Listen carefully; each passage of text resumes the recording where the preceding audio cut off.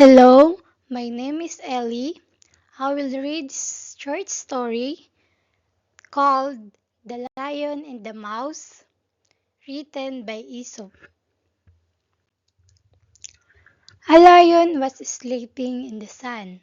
One day, a little mouse came out to play. The mouse ran up the lion's tail and climbed onto his back. He ran over the lion's head and slid down his nose.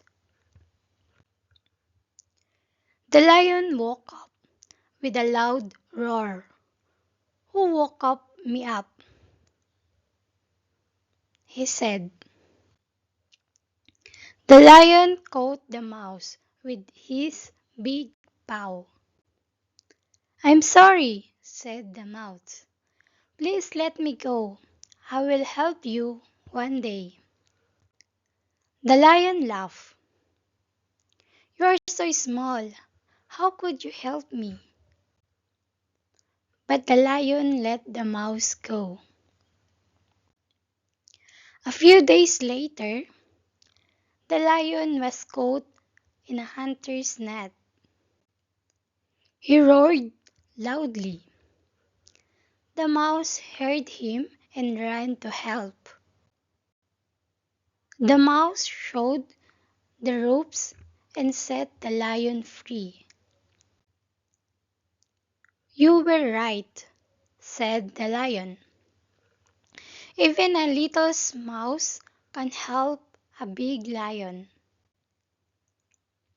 Moral of the story: kindness is never wasted. This classic fable reminds us that even the smallest acts of kindness can have a big impact. It shows that no one is too small or unimportant to make a difference. The lion, strong and powerful, learns to value the tiny mouse who later saves him.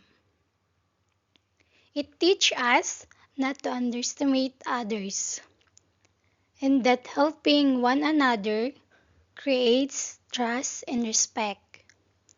In life, kindness often comes full circle when we least expect it.